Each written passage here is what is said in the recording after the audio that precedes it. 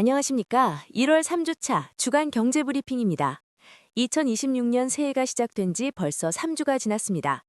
연초 시장을 지배했던 막연한 기대 심리는 거치고 이제는 냉정한 실물 경제 지표들이 성적표처럼 쏟아지고 있습니다. 특히 이번 주는 한국은행의 통화정책 결정부터 요동치는 미국 증시, 그리고 다시금 불안해지는 서울 부동산 시장까지 거시와 미시 경제가 복잡하게 맞물린 한 주였습니다.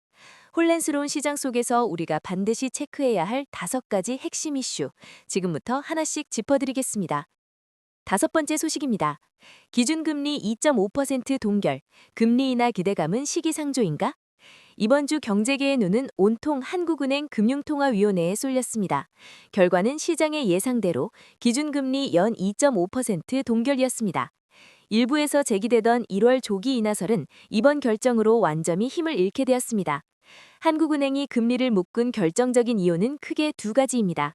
첫째는 잡힐 듯 잡히지 않는 가계부채와 수도권 집값 자극에 대한 우려, 둘째는 미국과의 금리차로 인한 환율 변동성입니다. 이창용 총재는 기자회견을 통해 물가 상승률이 목표치인 2%대에 근접했지만 섣부른 금리 인하가 빚을 내서 투자를 하라는 잘못된 신호를 줄 수 있다며 경계감을 늦추지 않았습니다. 전문가들은 이번 동결을 두고 매파적 동결, 즉 인하 가능성을 닫아둔 강경한 입장으로 해석하고 있습니다. 이는 당분간 고금리 기조가 상수로 작용할 것임을 시사합니다.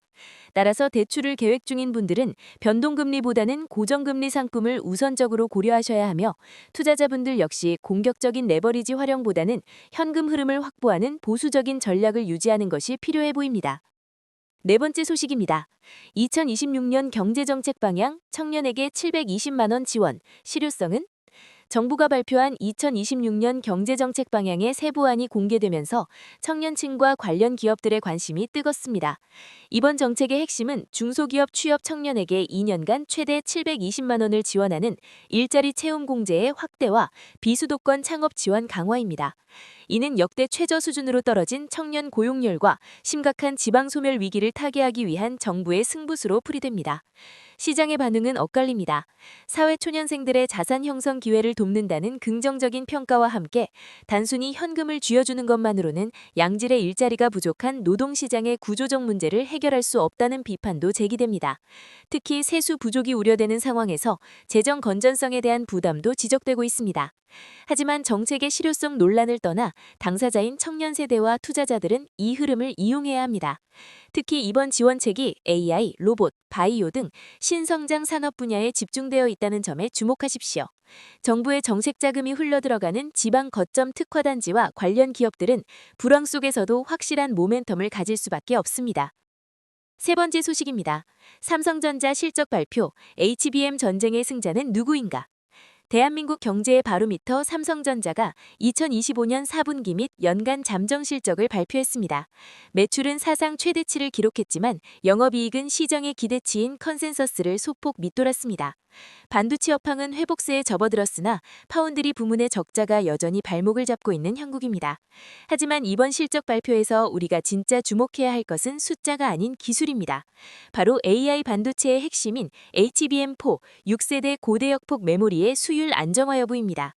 현재 시장은 삼성전자가 엔비디아의 공급 테스트를 언제, 얼마나 안정적으로 통과하느냐에 사활을 걸고 있습니다. 경쟁사가 이미 시장을 선점한 상황에서 이번 1분기는 삼성전자가 반도체 1위의 위상을 되찾느냐 아니면 2등으로 굳어지느냐를 결정짓는 골든타임이 될 것입니다. 증권가에서는 삼성전자의 PBR이 역사적 저점 구간에 머물러 있어 하방 경직성은 확보되었다고 분석합니다. 하지만 본격적인 주가 반등을 위해서는 HBM 수율 개선이라는 확실한 숫자 증명이 필요합니다. 섣부른 추격 매수보다는 기술적 검증 뉴스를 확인하며 분할 접근하는 신중함이 요구됩니다. 두 번째 소식입니다. 트럼프 2기 관세 폭탄 현실화, K 수출의 운명은? 대외 리스크도 만만치 않습니다. 미국 트럼프 행정부 2기의 보호무역주의가 예상보다 훨씬 빠르고 강력하게 현실화되고 있습니다. 백악관은 미국 우선주의를 위협하는 수입품에 대해 보편적 기본관세 10%를 부과하겠다는 행정명령 초안을 검토 중인 것으로 알려졌습니다. 이 소식은 즉각적으로 한국의 주력 수출업종을 강타했습니다. 특히 대미 수출 의존도가 높은 자동차와 2차 전지 섹터의 불확실성이 커지고 있습니다. 단순한 관세 부과를 넘어 IRA 보조금 폐지 가능성까지 거론되면서 현지의 대규모 투자를 단행한 배터리 기업들의 수익성 악화 우려가 제기됩니다. 전문가들은 지금은 지정학적 리스크 관리가 최우선이라고 조언합니다. 달러 강세와 관세 장벽이라는 이중고 속에서 트럼프 정책의 반사이익을 기대할 수 있는 조선, 방산, 전력살비 등 수혜 업종으로 포트폴리오를 다변화하거나 미국 시장 의존도가 낮은 기업으로 시선을 돌리는 피난처찾기 전략이 필요한 시점입니다. 마지막 첫 번째 소식입니다. 서울 아파트 공급 절벽의 공포, 전세가 상승이 매매가를 밀어 올린다. 이번 주 가장 뜨거운 감자는 역시 부동산이었습니다. 한국부동산원 데이터에 따르면 서울 아파트 전세 가격이 무려 35주 연속 상승세를 이어가고 있습니다. 문제는 이것이 일시적인 현상이 아니라는 점입니다. 2026년 서울의 신규 입주 물량은 약 7천 가구 수준으로 적정 수요량의 20%에도 미치지 못하는 소위 공급 절벽이 현실화되었습니다. 지난 몇 년간 공사비 급등과 PF 위기로 착공이 지연되었던 여파가 올해부터 입주 가뭄이라는 부메랑으로 돌아온 것입니다. 시장은 이를 심각한 신호로 받아들이고 있습니다. 매매 수요는 대출 규제로 눌려 있지만 전세 물량 부족으로 전세 가격이 오르면서 결국 매매 가격까지 밀어 올리는 현상이 나타나고 있습니다. 특히 강남권과 마용성 등 핵심지의 신축 아파트 품귀 현상은 더욱 심화될 전망입니다.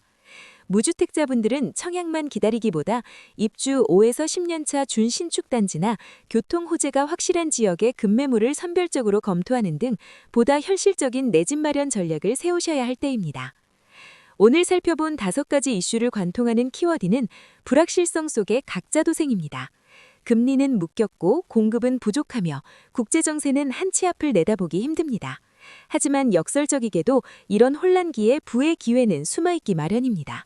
남들이 공포에 떨 때 냉철하게 데이터를 분석하고 남들이 환호할 때 리스크를 관리하는 현명함이 그 어느 때보다 필요한 시점입니다. 저희는 다음 주에도 여러분의 자산을 지키고 키우는 데 도움이 되는 깊이 있는 경제 분석으로 찾아뵙겠습니다. 시청해주신 여러분 고맙습니다.